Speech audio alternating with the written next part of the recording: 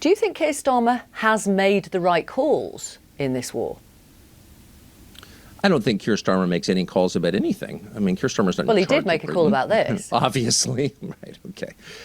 No, Keir Starmer is every bit as enslaved as Donald Trump is. It is illegal. It is a crime for which you can be arrested in Britain right now, criticizing Israel. If you say you're for Palestine Action, you can be arrested. A lot of people have been arrested. So in other words, it is not legal in Britain to criticize another country. And that tells you about Britain's sovereignty. Okay, It doesn't have any. Its prime minister has no sovereignty. Mr. Those are Carlson, facts. I have family that is there. not true. And in terms of this war, I'm specifically asking. Wait, I'm sorry. What is not true about that? Have people not been arrested in Britain for criticizing Israel? They certainly have been. There's videotape of it. If I may, Palestine Action is a proscribed group. It is banned.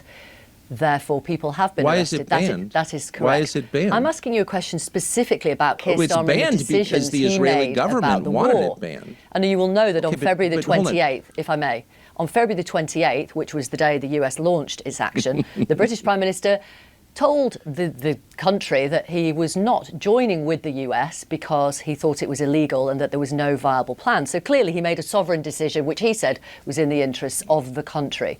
And I'm asking you, do you think he made the right call there?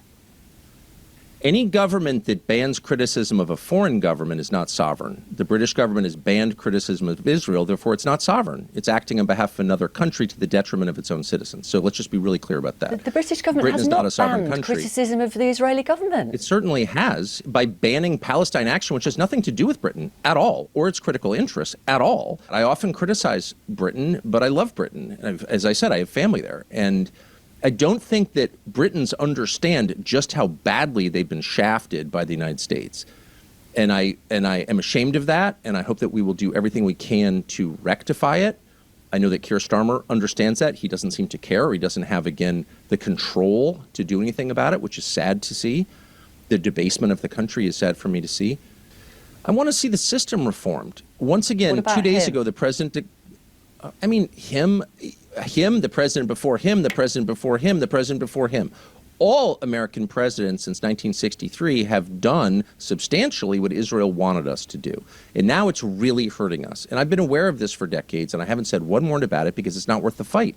But now I see our country, its economy, its understanding of itself, in the process of being destroyed because our leaders, and not just our president, our entire Congress, many of our governors, did the bidding of a foreign power. Right. And so the problem is not simply Trump. The problem is the mechanism of control that allows a country of 9 million to control a country of 350 million. What is that mechanism? I'm not sure I know the answer. But we need to find out what that is. Well, as you know, as Commander-in-Chief, he could have said no to Benjamin Netanyahu. Barack Obama, other presidents have. Joe Biden, Barack Obama. You're absolutely right. And I made that point. And you're absolutely right, they did. And I wish our president had. But he didn't. So it's not you have been, until now, really, a huge supporter of his. You wanted him elected, obviously, Yes. for a second term. Have you completely fallen out with him over this war, then? Well, I haven't fallen out with him. I mean, I've known him for decades. I've always liked him. And I think anyone who spent time with him likes him. I feel sorry for him, as I do for all slaves. He is not free in this moment at all to do what he thinks is best for himself or his country. What do you mean? No, he's not free. And we learned that yesterday when Donald Trump announced a ceasefire, clearly with relief, and made its terms, or most of its terms, public. And then that ceasefire ended within 2 hours because Israel intentionally violated the terms by attacking not just southern Lebanon, but the city of Beirut. So are you saying he's a slave to Benjamin Netanyahu?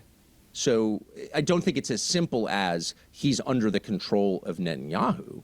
But, you know, you could summarize it that way and you wouldn't be totally inaccurate. And again, we know this because the single biggest mistake Trump or any American president in my lifetime has made was going to war with Iran in an effort to change its regime. It didn't work. It was obviously a mistake immediately. Trump understood it was a mistake immediately, and he tried to get out of it this week and announced we were getting out of it, and the Israelis prevented us from getting out of it. So that's the clearest possible example. Right. They didn't allow it, therefore they're in charge. You will know that